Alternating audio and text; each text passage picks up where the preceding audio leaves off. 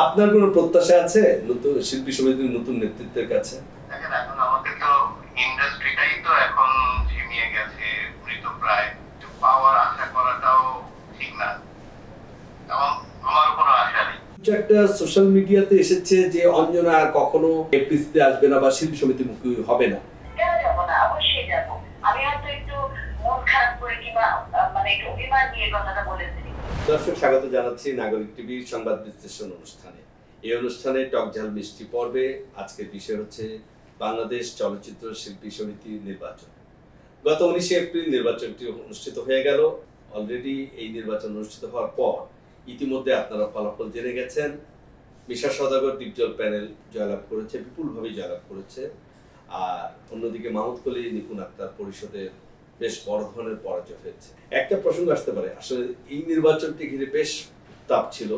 শুধু এফডিসিতে ছিল না, ছিল আমাদের দেশের চলচ্চিত্র, টেলিভিশন অঙ্গনটা এই জন্য বলছি কারণ টেলিভিশন অনেক শিল্পী ছিল চলচ্চিত্র শিল্পী সমিতির সদস্য, যারা ছিলেন এই নির্বাচনের সাথে কোনো না কোনোভাবে জড়িত, যারা নির্বাচনটাকে পর্যবেক্ষণ করেছেন। হয়তো এতটা ধারণা ছিল না, তবে হাড্ডাহাড্ডি লড়াই হবে এতটুকু বোঝা যাচ্ছিল। অনেকগুলো প্রশ্ন ছিল যে অনেকদিন পরে মাহমুদ কলি কেন নির্বাচন করতে আসলেন। আবার অনেকগুলো প্রশ্ন ছিল প্রথম থেকে যে মাহমুদ কলি নির্বাচন করে মিশা সওদাগরের সাথে কি আসলে পারবেন কিনা। দীপজলকে নিয়েও প্রশ্ন ছিল এইভাবে যে দীপজল অসম্ভব প্রভাবশালী একজন প্রযোজক, একই সাথে তিনি অভিনেতা, খল চরিত্রে অসম্ভব জনপ্রিয়তা পেয়েছেন। দীর্ঘ সময় তিনি সিনেমা হলের রূপালী পর্দা কাঁপিয়েছেন। এবং কাকতালীয় বিষয় ছিল নিপুণকে কিন্তু তিনি সিনেমাতে প্রথম তার সিনেমাতেই নিয়ে এসেছিলেন। তো সেই নিপুণ তার প্রতিদ্বন্দ্বী হচ্ছে। এই আলোচনার মধ্যে আমরা যখন পুরো রমজান মাসটা দেখলাম যে সকল শিল্পীদের, কলাকুশলীদের নিয়ে ইফতার আয়োজনের ব্যবস্থা ছিল। ইফতার আয়োজনের পাশাপাশি সেখানে দীপজল, মিশা সওদাগর, তারা যারা নির্বাচন করেছেন এবং তাদের হয়ে যারা নির্বাচন করছেন বা তাদের সমর্থকরা সরব উপস্থিতি ছিল। তারা বিগত যে ইলিয়াস কাঞ্চন এবং নিপুণ পরিষদ ছিল তাদের ব্যর্থতা পুরো তুলে ধরছিল এবং সেই ব্যর্থতা থেকে মুক্ত হওয়ার জন্য নতুনভাবে চলচ্চিত্রকে সাজানোর জন্য বারবার আহ্বান ছিল মিশা সওদাগর এবং দীপজলের। পক্ষান্তরে অসম্ভব আত্মবিশ্বাস নিয়ে নিপুণ লড়েছে, এটা বলাই যায়। কারণ নিপুণ যেভাবে, প্রথম কথা ছিল নিপুণ তার সভাপতি প্রার্থী খুঁজে পাচ্ছে না এবং সভাপতি প্রার্থীর জন্য বিভিন্নভাবে কানাঘুষা শোনা যাচ্ছিল। তিনি কখনো শাকিব খানকে, কখনো আরশাদ আদনানকে, কখনো অনন্ত জলিলকে প্রস্তাবনা দেওয়া হয়েছে সভাপতি পদে নির্বাচন করার জন্য। এবং শেষ মুহূর্ত পর্যন্ত প্রশ্ন ছিল নিপুণ বুঝি আর সভাপতি প্রার্থী পাচ্ছিল না। কিন্তু যখন মাহমুদ কলির নামটি আসলো তখন বেশ দুটো প্যানেলই জমজমাটভাবে তারা এগিয়ে নির্বাচন অবতীর্ণ হলো। একটা বিষয় লক্ষণীয় ছিল, নিপুণের সঙ্গে থেকে পুরো গত 2 বছরে আমরা যাকে দেখেছি, যারা নিপুণের এই পুরো কার্যক্রমে সাহায্য করেছিল, সহযোগিতা করেছিল, নেতৃত্বে নিপুণকে নিয়ে নেতৃত্বে এগিয়েছিল, রিয়াজ, সাইমন, ফেরদৌস। যেহেতু ফেরদৌস জাতীয় সংসদ সদস্য হয়েছে, ফলে ফেরদৌস নির্বাচন করবেন এটা আগেই অনুমেয় ছিল, অনুমান করা যাচ্ছিল। কিন্তু রিয়াজ এবং সাইমনের বিষয়টা ছিল, সাইমন ঠিক নির্বাচনের কিছুদিন আগেই আসলে শিল্পী সমিতির কার্যনির্বাহী পরিষদ থেকে পদত্যাগ করে এবং সাইমন ঘোষণা দেয় যে সে আর নির্বাচন করবে না। ফলে একে একে নিপুণের যে শক্তিরা ছিল সেই শক্তিগুলো আসলে অনেকটাই বলা যায় নিষ্ক্রিয় হয়ে যায়। কিন্তু ওই যে বললাম, নিপুণ মানে এমনভাবে নিজেকে তৈরি করেছিল যে নিপুণ কোনোভাবেই কিন্তু একদম এক ফোঁটাও দমে যায়নি। সবচেয়ে অবাক করার বিষয় ছিল রিয়াজ নির্বাচন থেকে শেষ মুহূর্তে রিয়াজ নির্বাচন করলো না। এবং কেন করলো না এটার পিছনে অনেকগুলো কারণ আছে। আমি সেই বিশ্লেষণ ছোট করে আমি নির্বাচনের পরবর্তী অবস্থায় যাব। যেটা আমরা শুনেছিলাম যে রিয়াজ নির্বাচন না করার পেছনে যে যৌক্তিক অনেকগুলো কারণ ছিল, তার মধ্যে একটা ছিল যে রিয়াজ আসলে নিজেও তার আগের নির্বাচনে জয়লাভ করতে পারেনি, পরে তাকে কোঅপ্ট করে নিপুণ নিয়ে এসেছিল। কিন্তু রিয়াজ সম্ভবত সে অন্য একটি পেশায় আছে এখন, সেই পেশার কারণেই রিয়াজ নির্বাচন থেকে সরে দাঁড়িয়েছে, এমনটাই নিপুণের প্যানেল থেকে বলা হয়েছিল। কিন্তু ভিতরের কথা ছিল যে রিয়াজ আসলে নির্বাচনটা করার মতো খুব স্বস্তিতে ছিল না। আরেকটি বিষয় ছিল যে সাইমন যে যখন চলে যায়, সাইমনের সাথে রিয়াজের শোনা যায় সাইমনের সাথে রিয়াজের খুব একটা সদ্ভাব ছিল না। বিগত কমিটিতে সাইমন পদত্যাগ করার অনেকগুলো কারণের মধ্যে রিয়াজের সাথে কিছু বিষয়ের মধ্যে মতের বনিবনা না হওয়া, এটা ভেতরের খবর বলে আমরা জানি। অবশ্য সাইমন কখনো প্রকাশ্যে বলেননি, কিন্তু এটা ভেতর থেকে শোনা যায়। তো যাই হোক, যখন শেষ মুহূর্তে রিয়াজে নির্বাচন করলো না, নিপুণ অনেকটা আসলে একা হয়ে গিয়েছিল। কিন্তু একা থাকার পরও সুজাতা মতো অভিনেত্রীকে, অঞ্জনার মতো অভিনেত্রীকে তার প্যানেলে যুক্ত করলো। এবং আরেকটা মজার বিষয় ছিল, গতবার নিপুণকে নির্বাচনে জয়লাভ করানোর পিছনে সবচেয়ে যে অনেক বেশি পরিশ্রম করেছিল সেটা হচ্ছে, আপনারা সবাই জানেন যে, বা আমরা সিনেমার দৃশ্যে যে মারামারির দৃশ্যগুলো দেখি, সবচেয়ে বাংলাদেশের ব্যয়বহুল ফাইট ডিরেক্টর আরমান কিন্তু একবারে শেষ মুহূর্তে দ্বীপজলের প্যানেল, মিশা দ্বীপজলের প্যানেল থেকে নির্বাচন করে। এবং আরমান সেই প্যানেলে যাওয়া মানেই ফাইটারদের একটা বড় অংশ সেখানে চলে যায়। এবং এই যে ফাইটারদের একটা বড় অংশ চলে যাওয়ার পরও নিপুণ কেন নিজেকে নির্বাচন করার সিদ্ধান্ত অনড় থাকলো, তার কারণ হিসেবে বলা হয় মিশা সওদাগর এবং জায়েদ খান এবং দ্বীপজলরা যখন কমিটিতে ছিল, তখন সেই সময়ে তারা প্রায় বলা হয় যে 154, 155 বা 120 জনের মতো শিল্পী সাধারণ সদস্য তারা বা ভোটাধিকার বাতিল করেছিল, তাদের সহযোগী সদস্য করা হয়েছিল। কিন্তু পরবর্তীতে নিপুণ আসলে আদালতে রিট করে, মামলা করে এদের সদস্যপদ ফিরিয়ে আনার পিছনে সামান্য ভূমিকা রেখেছিল। সে কারণে নিপুণের একটা দৃঢ় বিশ্বাস ছিল যে এই সদস্যরা যারা তাদের ভোটাধিকার ফিরে পেয়েছে তারা তাকেই ভোট প্রয়োগ করবে। কিন্তু নির্বাচনের ফলাফলে আমরা যা দেখলাম যে তা ঘটেনি। অনেকে একটা জিনিস খুব মজার করে শিরোনাম করেছে যে নায়ক নায়িকা হেরে গেলেন খলনায়কদের কাছে। আসলে মাহমুদ কলি নায়কের চরিত্র অভিনয় করেছেন আমরা সবাই জানি, নিপুণ নায়িকার চরিত্র অভিনয় করছে সবাই জানি। অন্যদিকে পর্দায় শক্তিমান অভিনেতা মিশা সওদাগর এবং দ্বীপজল তারা বরাবরই খল চরিত্র অভিনয় করে। তো আমরা সিনেমার পর্দায় যদিও দেখি যে নায়ক নায়িকার কাছে হেরে যায় খলনায়ক, কিন্তু এই নির্বাচনের ময়দানে আমরা দেখলাম খলনায়কদের কাছে হেরে গেছে আমাদের রূপালী পর্দার নায়ক নায়িকারা।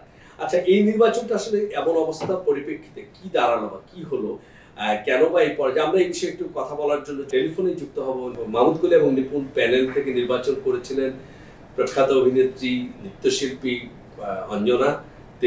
তার সাথে কথা বলবো। আমরা এখন তাকে ফোনে সংযুক্ত করার চেষ্টা করছি। দর্শক, আসসালামু আলাইকুম অঞ্জনা আপা, আমি কামরুজ্জামান বাবু বলছি নাগরিক টেলিভিশন থেকে।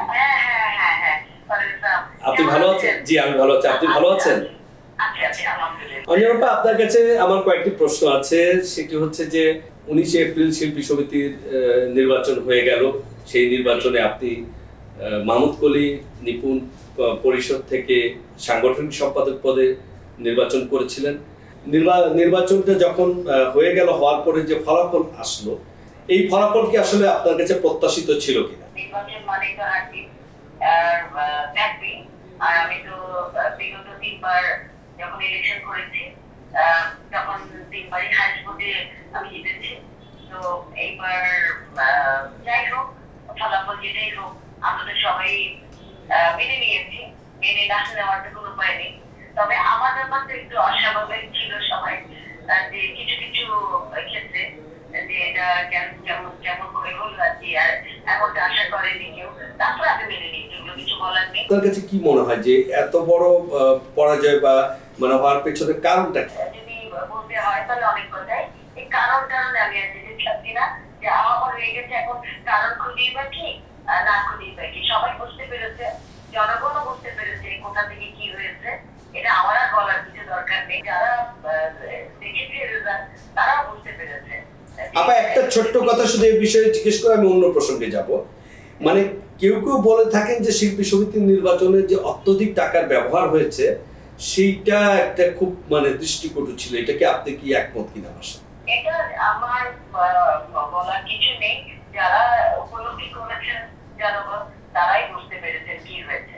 এটা আমার কিছু বলার নেই। এই নির্বাচনের পরে আমরা জানি যে নিপুণ লন্ডনে চলে গেছে। তো আপনার কি মনে হচ্ছে যে এর পরবর্তীতে এই যে গত 2 বছর আপনারা যেভাবে যে কার্যক্রমগুলো করেছিলেন, ভবিষ্যতে কি আর আপনারা এর সাথে যুক্ত হবেন কিনা বা এই ধরনের নির্বাচনে আসবেন কিনা আপনি, নিপুণ বা মাহমুদ কলি আপনারা? আমি বলতে পারছি না এটার সামনে কি করব। মাত্র তো গেল, ফলাফল আসলো। এখন যে সমিতি আছেন তারা কি কার্যক্রম করবেন সেটার উপরে অনেক কিছু নির্ভর করবে। তবে পরিস্থিতির সময়ই কথা বলবে।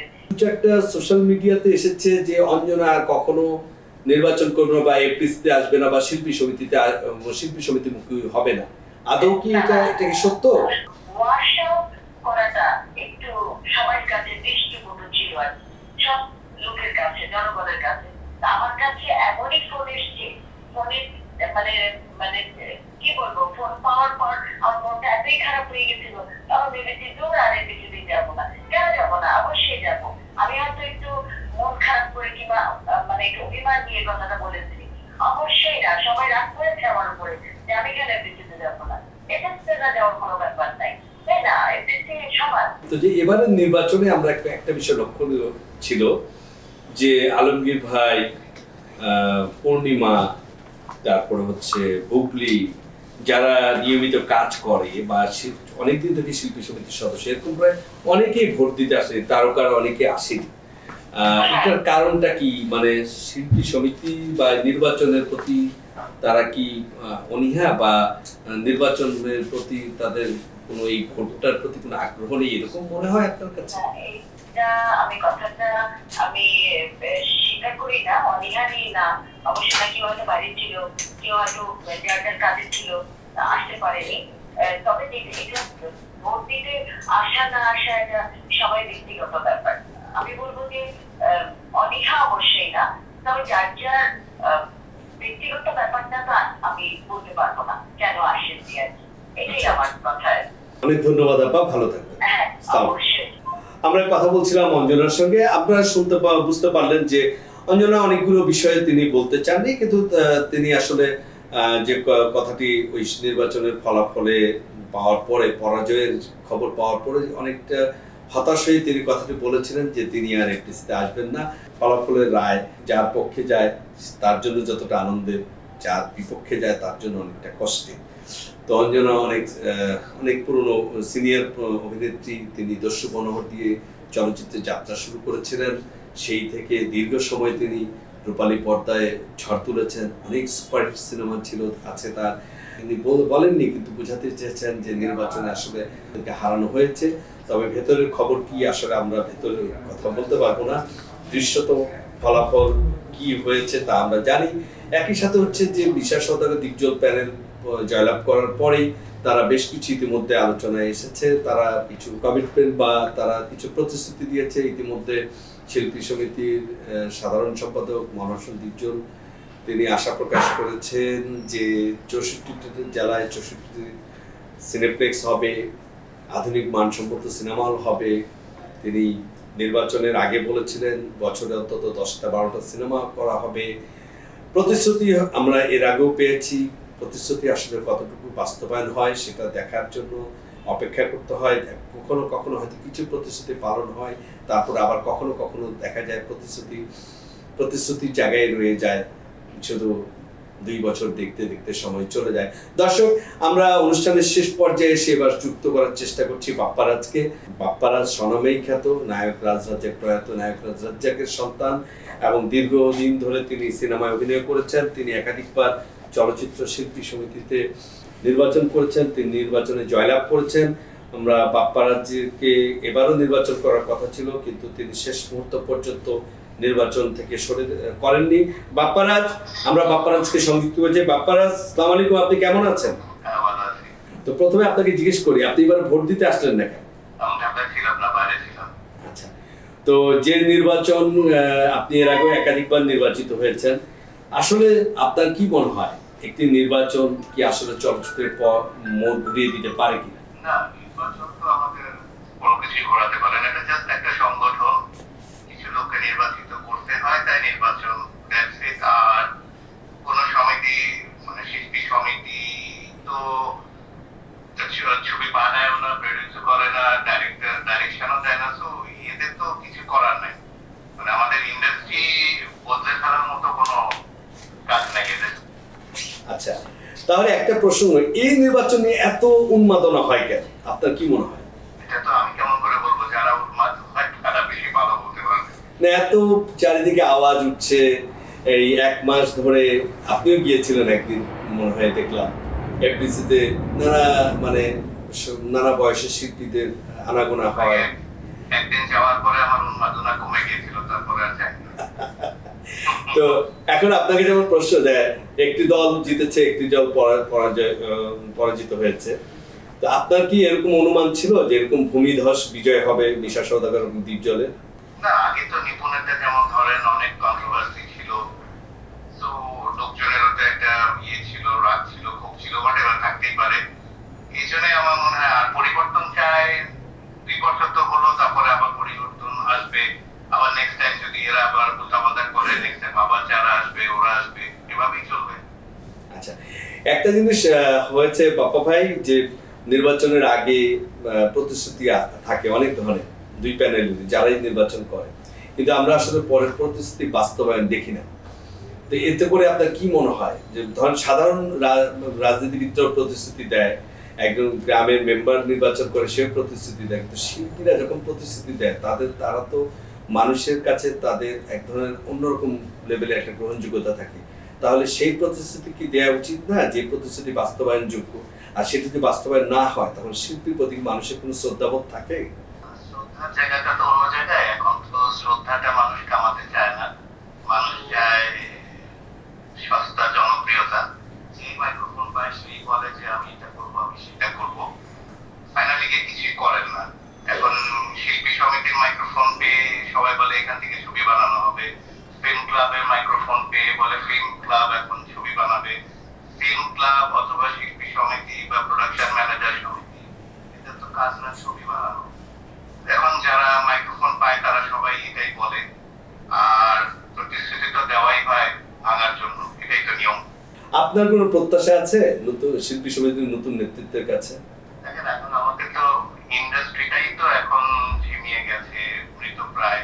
এখানে তো এখন সমিতি একটা থাকা, ওদের কাছে কোনো প্রতিশ্রুতি পাওয়া বা কোনো কিছু পাওয়ার আশা করাটাও ঠিক না, এবং আমারও কোনো আশা নেই। তো বাস্তবে যেটা হচ্ছে আসলে এই জন্য এগিয়ে আসা উচিত প্রযোজকের, না সবার আগে কি প্রযোজক দরকার নাকি পরিচালক দরকার? আপনার কি মনে হয়? ফার্স্ট অফ অল দরকার ভালো পরিচালকের, যারা ছবি বানাবে। আমাদের ইন্ডাস্ট্রিতে প্রবলেম ছিল কি, মাঝখানে প্রযোজক এসছে, অনেক প্রযোজকই আসতো, কিন্তু ঠিক জায়গায় পড়তো না তারা। মানে ভালো পরিচালক পাওয়া দরকার, ভালো লোকটা পাওয়া দরকার। এই লোকের টাকাটাকে ইউটিলাইজ করার জন্য যে ভালো একটা লোকের দরকার, ওই লোকগুলো এনারা পেতেন না। তাতে হয়েছে কি, ভালো কিছু লোক এসেছিল, ফাইন্যান্স নিয়ে এসেছিল, কিন্তু তারা পরে আর থাকেনি, চলে গেছেন। এটা দায়িত্ব আমাদের পরিচালকদেরও আছে, আমাদের প্রযোজক সমিতিরও আছে, সবারই আছে। আমরা আসলে মানুষগুলোকে ধরে রাখতে পারিনি। মাহমুদ কলি অসম্ভব, আমরা তাকে দেখেছি অনেকদিন থেকে চলচ্চিত্র অভিনয় করেছেন, অসম্ভব ভদ্র মার্জিত একজন মানুষ হিসেবেই পরিচিত। এটাই ওনার প্রবলেম। এতদিন পরেও তিনি নির্বাচনে আসাটা, এটাই ওনার প্রবলেম। এটাই প্রবলেম। এটাই ওনার কোয়ালিটি, এখন এটা স্ট্যান্ড করে না। আপনি যে বিশেষণগুলো দিলেন ওগুলো এখন স্ট্যান্ড করে না, যার জন্য উনি পাস করতে পারেননি। তাহলে তার কি এই যোগ্যতাগুলো এখন গ্রহণযোগ্য না। আচ্ছা আচ্ছা আচ্ছা, বিনয়, নম্রতা, ভদ্রতা, বিনয়, নম্রতা, ভদ্রতা, এগুলোর আর না, এগুলোর এখন আর কোনো দাম নেই। এটা উল্টোটা এখন যোগ্যতা। বাপ্পা ভাই, আপনাকে অসংখ্য ধন্যবাদ নাগরিকের সাথে যুক্ত হওয়ার জন্য। নিশ্চয়ই আবার কোনো একদিন কোনো বিষয় নিয়ে কথা হবে। ভালো থাকবেন, সুস্থ থাকবেন। দর্শক, কথা বলছিলাম বাপ্পারাজের সঙ্গে, আপনারা শুনছিলেন। বাপ্পারাজ সর্বশেষ একটি কথা বললেন, নিশ্চয়ই তিনি তার কোনো অভিজ্ঞতা থেকে বা কোনো কষ্ট থেকে হয়তো কথাটি বলেছেন যে ভদ্রতা, নম্রতা, বিনয় এটাই এখন মানে চলে না, বা এখন এটাই মাহমুদ কলির পরাজয়ের হয়তো পিছনে বড় কারণ বলেই তিনি মনে করেন। আমরা অবশ্য জানি না সামনের দিন কি হবে, শুধু এটা সত্য, শুধু একটা সমিতি, একটা ইন্ডাস্ট্রি বদলাতে পারে না। সবগুলো সমিতির নেতৃত্ব মিলে এখানে ভালো পরিচালক, ভালো প্রযোজক, ভালো শিল্পীর সমন্বয়ে আবার ইন্ডাস্ট্রি ঘুরে দাঁড়াতে পারে, এবং বারবার যে নির্বাচনে আসুক না কেন বা নির্বাচনের আগে বা পরে যে গাদার ছড়াছড়ি হয় সেটি আর আগামীতে হবে না, এমন প্রত্যাশা রেখে শেষ করছি আজকের নাগরিক সংবাদ বিশ্লেষণ।